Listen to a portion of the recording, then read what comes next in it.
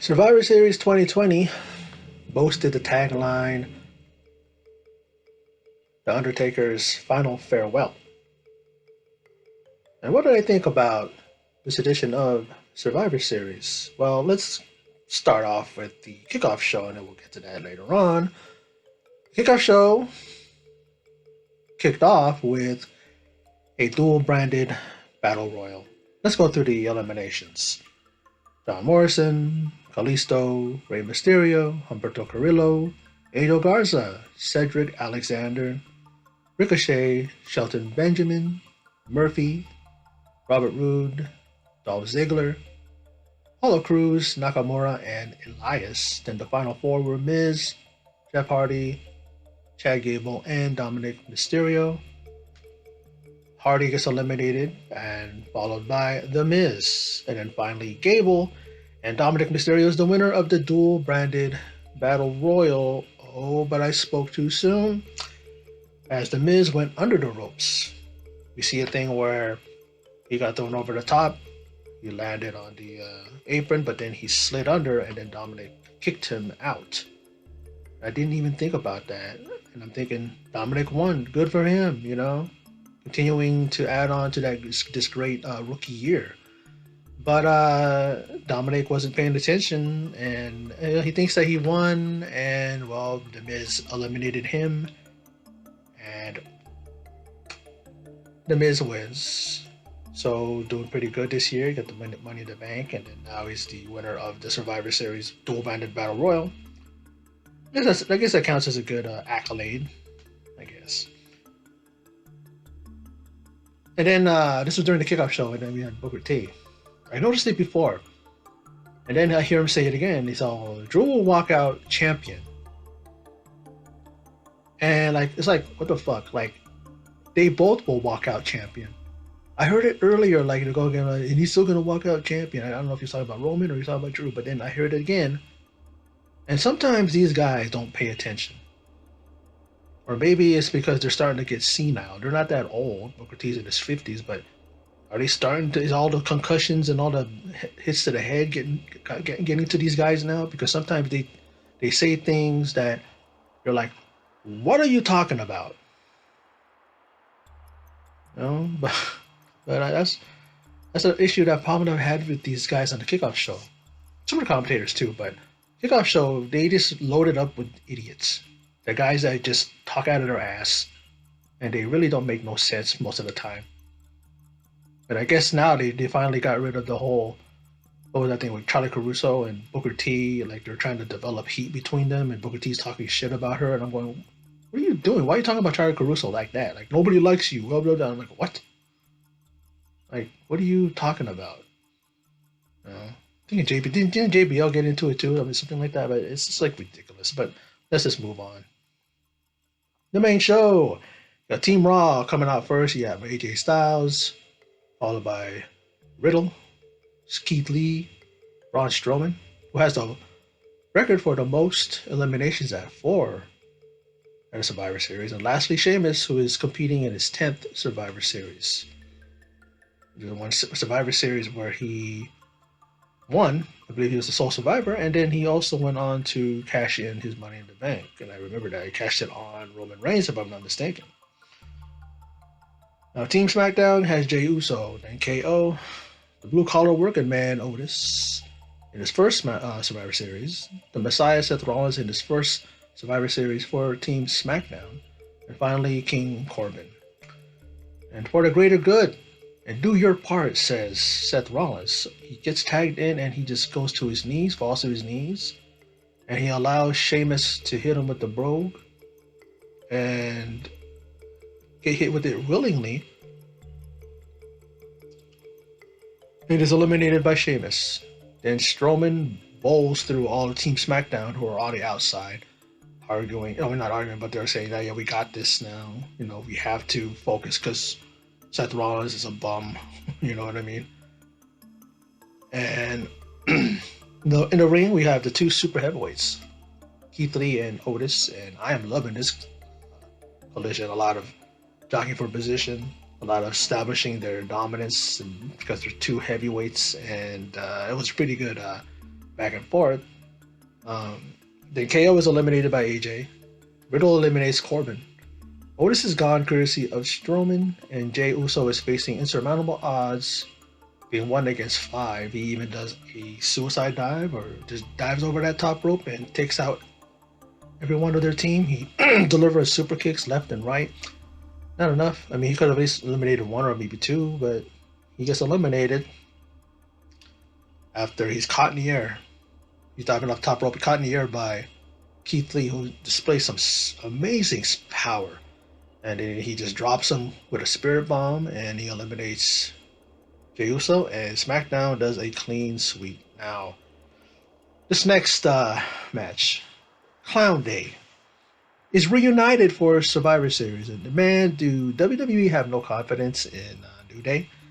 Being separated, just keep them together in one form or the other. Like either they'll mention Big E on SmackDown, or Big E on Raw, I should say, and then Big E will do a nod to Kofi and Woods. It's like I've always said, enough. Stop bringing them out together or making the references. You want to push Big E, but then again, it's like Big E only came out with them, but he wasn't even in a Survivor Series match. Like, so his push looks like it's already being sidelined. Like just send him back to Raw, or send Kofi and King and Woods to SmackDown. And then the Street Profits talking our ears off backstage. I mean, I went to YouTube and watching a YouTube video about. It seemed like I was watching it for like 5 minutes. I go back and they're still talking. It's like, do they and the New Day honestly think people like me want to sit through their horseshit? And I'm going to sit this match out. I will just give the results. Or just look it up, honestly, because, I could give a fuck about these two teams who continue to shuck and jive and act like clowns. I think oftentimes they're like battling to see who is the most cringiest. And sometimes like here, I mean, the Street Profits sometimes are worse than New Day when it comes to that. But then okay, I'll let y'all know. There was an ultra blockbuster by Montez Ford, and they win for the SmackDown brand. And Raw and SmackDown are tied 1 apiece. Now, the US versus the IC champ, Lashley versus Zayn. I'm rooting on Lashley to beat the fuck out of Zayn because he is just a weasel and deserves all the punishment coming his way. And in the end, we see a Hurt Lock that silences the great Liberator, Sami Zayn, and Lashley puts Raw up 2-1. Now, no time for losers, not tonight, says the Tribal Chief to Jey Uso, whose team lost. Lost because the team didn't respect Jey. And if they have no respect for Jey, they got no respect for Roman Reigns, and no respect for Roman Reigns means no respect for the family. And he tells Jey to leave, take your brother with you, because there's no time for losers. Like I said, I got no time for that. And he tells him to leave the arena. Now, Raw Women's Champ versus SmackDown Women's Champ, and Sasha seems to be unable to defeat Asuka, who seems to have Sasha's number. And all I'm thinking is Sasha better have her head on a swivel because Carmella could strike at any moment. A very competitive back and forth match. And who is clapping? Oh yeah, the very fake piped in audience applause. Before I move on to finish the match, I hear that, and it's like the fan. The competitors, they thrive off of someone cheering them on. But how do we know that there's any real audience appeal or approval or stuff like that? Because that's organic. Like that's what makes a superstar. Then again, WWE doesn't like that when the fans like a superstar they don't want pushed. But it really sounds stupid, and I'm not the only one that thinks that the piped in sound fucking stupid. Cheering them on, and and chanting for so I'm like going, it's not real. You know, God, I cannot wait for this whole thing to be gone so that fans can go to the go back into the arenas and you can hear authentic cheers. Yeah, I'm gonna have to take the fucking phonies and the dumbasses that want to make it all about themselves and cheer out or laugh, and yell out inane bullshit. But it would be better to see that at least it's real, But anyway, after a series of pin attempts, Sasha does come out on top and pins the Empress to even things up for SmackDown and Raw, and as they are now tied at 2 apiece, 2 wins apiece. Now, Women's Survivor Series tag team match. Team Raw are first up, and Nia Jax comes out. Then Shayna. Then Lacey in her second Survivor Series match. Peyton Royce in her her Survivor Series debut. And finally, Lana, who WWE needs to stop trying to make her a sympathetic figure. Will earn our sympathy because of what Jax is doing to her. No one cares about her character. I'm not talking about CJ Perry. There's a lot of things on Twitter that people are attacking her character. They're not attacking her personally. And it's just like you have to have someone that's a sympathetic character already, someone who is not being pushed, and then they put her in that position. She will immediately get all the backing behind her. But WWE tends to push who they want to push, so it doesn't surprise me in the least. Now, Team SmackDown is on deck, and first up is Bayley, the EST Bianca Belair, the Riot Squad's Ruby Riot, who the 11/21/17 marks their debut as the Riot Squad. And speaking of the squad, Liv comes out, and all of the women hug it out, and the BOAT, or the Boar, I say BORA. Well, Natalya joins the team, and Team SmackDown is a more cohesive collective unit, more than Raw. And Lana is showing me some serious offense. She tags in, despite the fact that they said don't tag her in. And she put together some moves, and perhaps now she is gaining some sympathy as the whole team is berating Lana and putting her in the corner after she tags out. She looked good in this match. Where has this Lana been? We will care more about her if she can show a lot more of this. You know what I mean? Because I have to see something from her. We all have to see something from her. I think I heard in the past that she's actually a good, wrestler, but they just don't want to show what she can do. And now Royce taps to Natalya.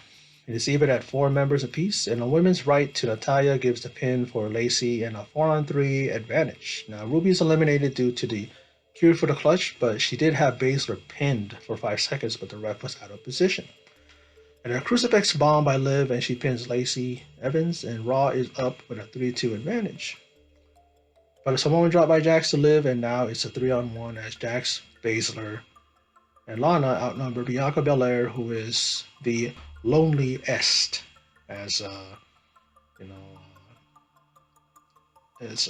what's his name? Corey Graves says. Now, Belair is fighting the odds and the cure for the clutch, and Baszler is eliminated as she did not break the count as Belair got to the ropes. And both Belair and Jax are counted out, and Lana is the sole survivor. And I guess her team's plan went awry, and they survived by Lana sitting it out. And now I may start to get behind Lana with a Thugget. This is what they need to do. This actually probably turned a lot of people, I would say. Because the way it did it was clever. It wasn't like something that I've seen before. Maybe it happened in the past, but it was perfect for this and how people were being eliminated. She had a good 3 people around her, and they all got eliminated. So let's see what they do with this. And don't know what they're gonna do, but anyway, SmackDown ties it up 3-3 because 3-3 because I forgot to include the Battle Royal. But does that count since the kickoff show tends to not count? Now, WWE Champ versus the Universal Champ as Drew McIntyre will battle Roman Reigns. Drew was eliminated in last year's Survivor Series by Reigns. And 2 months later, Drew eliminated Roman at the Royal Rumble. and it set off a great WrestleMania season that culminated in a victory and title win over Brock for the WWE title at WrestleMania. And if you doubt that this could easily be a main event match at WrestleMania, then what match are you watching? These two gave their all and at certain points was dominating and easily could have won the match. I mean, a clinic was put on, and despite being hard hitters, so too were they displaying some blistering offense and build up their momentum en route to a victory and brand supremacy. Now, but a Claymore attempt is evaded and a spear is reversed into a Kimura, I mean, into a Kimura lock. I mean, these two powerhouses displaying some scientific submission based wrestling. My God. And what about Reigns delivering a Samoan drop through an announce desk and a spear through the barricade and still Drew kicks out? Oh my lord. And another spear as a Claymore attempt is thwarted and still McIntyre kicks out. He does the old typical ooh ah when he used to do that. He even looked at Samoa Joe. Here's something that you haven't seen before, or something. He said, here's something that you've seen before, something like that. But I guess he did a little homage to his old self. And Drew hits the Claymore to an advancing Roman Reigns, who inadvertently knocks down the ref. It was a perfectly executed delivery of his Claymore, but unfortunately, he, you know, Roman Reigns, knocks out a referee. And then Jay comes down and low blows, and a low blow by Reigns, and a super kick by Jay takes the WWE champ down, and a guillotine is slapped on by Roman. And though he fought it, Drew eventually succumbed to the hold. And as he stands on the top of the stage, all I can think is, well, Roman, you needed your cousin to cause a distraction. And yeah, you won, but you did need your cuz to win the match. But hey, you won the match. I mean, that's how you do it. He's a heel after all, so I don't mind it. And it was probably the best match of the evening, probably the best match of Roman and Drew's careers. Very, very well done, very well executed, and telling you straight up, man, I love Roman Reigns' continuous progression as a heel. He really just commands the stage, commands the backstage, commands the ring, commands everybody, and he's doing it perfectly. We couldn't ask for a better, heel persona for Roman Reigns to follow. Drew, dominant as hell. He did what he needed to do. It wasn't enough to win, but then again, he was working against some odds. So, he looked despondent at the end, but then, he's gonna move on. So is Roman. They're gonna move on to their individual opponents, whomever they may be, and we're heading towards, Survivor Series. I mean, not Survivor Series, but WrestleMania weekend. I mean, WrestleMania season, and we'll see what happens and who their opponents are going to be. Now, The Undertaker's final farewell. We have luminaries coming out, being introduced. People who are a part of his history, of his life. Even some of these guys are part of a group outside. That they call, I forget what they call them. They call themselves, but you know, but in order, Shane McMahon came out. Then we saw a Big Show, JBL, Jeff Hardy, who in 2002 had a breakout ladder match with The Undertaker for the undisputed title. I mean, I believe that's the title. And I remember The Undertaker pulling him up and just looking at him, shaking his head like I don't believe the kind of match you put me through, kid. And it really did give him quite a breakthrough. It was like a breakthrough match for him. It was a match that made everybody go. He can be the next main eventer, the next world champion, and he did. Shortly after he did become the world champion. Now Mick Foley, who looks like Santa with that great beard of his, and then the Godfather, and then where is the Ho Train? Because we all know that he comes with the Ho Train, but of course in this generation, this time he can't do that. It's gonna offend people. And then, anyways, next is Henry O and Phineas I, the Godwins.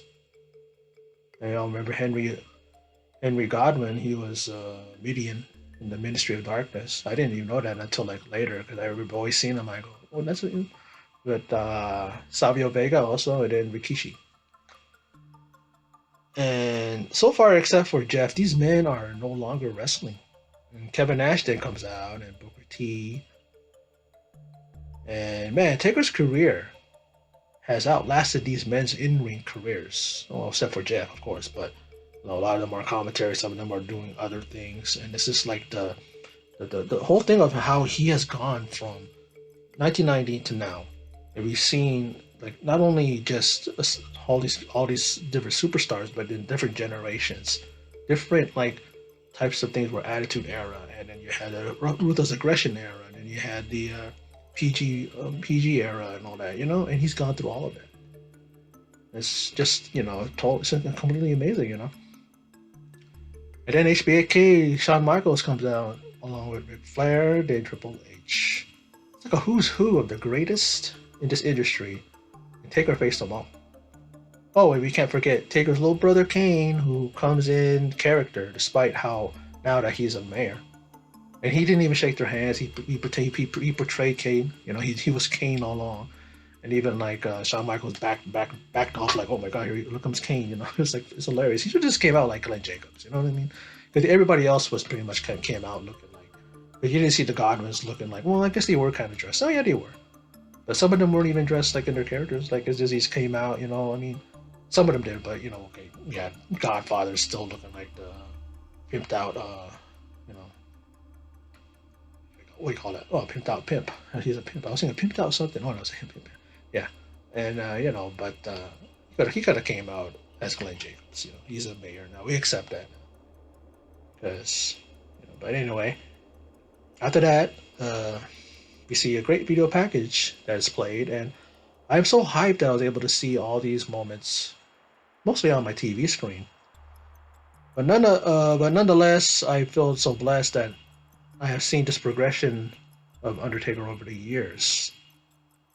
So blessed to have seen the progression, and all I gotta say is God bless the Undertaker. But not over yet. And now comes out Mr. McMahon. And he's in the ring and he gives his recollection of the man he truly loves as a son. As we have found out in the Taker's Last Ride docuseries, we saw that. Someone asked him, well, what are your true feelings about the Undertaker? And he's like, cuts him off, like, because, you know, he didn't want to ball out and cry and just let them see it. Because there's probably something personal between him and Undertaker. And you can definitely say that, yeah, he must love the guy because the guy has gotten nothing but carte blanche. Like, Undertaker's able to do whatever he wants to do. I mean, he earned it. You know, like he was like wrestling once a year at the what do you call it, at WrestleMania at one point, and then he would be making appearances here and there, but then like he could come and go as he pleased, you know. Now he says that we say nothing lasts forever, but the legacy of the Undertaker will live on forever, and he introduces Taker in that same raspy style, and it comes out to some pretty synthesized music. I mean, here comes the Undertaker. You know, it's the thing, but it's like it's synthesized, like it's like a weird sound, but it definitely went with it. Definitely went with it. But then we hear the trademark entrance thing, and then Undertaker's coming out quite slow as we always see him. I'm just thinking, WWE do not cut away because they've done that before, where someone's coming in and none of that, and all of a sudden they just cut out. Because I thought he was going to be coming down, and once he got into the ring, they were going to fade out. So come on, because this is his final farewell. He's got to say something. But then I see that Mike, which looks like a damn, you know, like which looks so small in his hands, like either that or because it was black, he had black gloves on, I couldn't see it. I'm thinking, yeah, good. He has a mask, you know. Yeah, mask. He said, good. He has a mic, and he waits as the fake Taker chants are piped in. Just shut it already. I mean, let the man speak. I mean, because he would do it and then he would stop, as if. And I'm pretty sure that he kind of planned it with the audio guys and the tech guys, whatever. That it's gonna keep stop. Cause like how in real life, you know, you're trying to talk and then people start chanting and you kind of stop. And I'm just thinking, why are you doing that, Taker? Because it's not real. the chants and all that aren't real, you know. But he proceeds his talk and he says that for 30 years I made that slow walk to the ring and laid people to rest time and time again. And now my time has come. My time has come to let the Undertaker rest in peace. And as far as we know, as far as we're concerned, this definitely is the last time we'll see the Undertaker in the ring. But there's been reports that he has talked to Triple H about working backstage. He wants to work with the guys and gals who he calls the kids, in NXT. Those who are training at the PC, and definitely because he lives in Texas, so it'd be quite a trip for him to come to Florida, back and forth or whatever. But once in a while, and yeah, you can. I'm sure that the up and coming wrestlers, and even the guys that are there right now, are definitely going to be looking forward to that. To have someone talk to him, to be under the learning tree of the Undertaker, who everybody has done that over the years. Ever since he started, people have been going to him. People have been asking him for advice. And Taker's career does start before the WWE, but that's where he became more famous. I remember him from Texas wrestling. I remember him from WCW, from World Class Championship Wrestling. All his iterations, all of his different looks that he had, and so I'm a guy who I could definitely say for certain that I am a definitely big Undertaker fan, big Mark Callis fan. Unabomber, all of these different types of iterations that he's like his characters, you know, and it's gonna be sad to see him go, but at the same time, Taker will never be away. He's never going to be gone, you know, and it's unfortunate because he wanted to keep going, but he says that Father Time is, it's not going to be, allowing you that to happen, because Father Time will come and we all grow old and we can't do what we used to do. You imagine if the Undertaker keep going and going?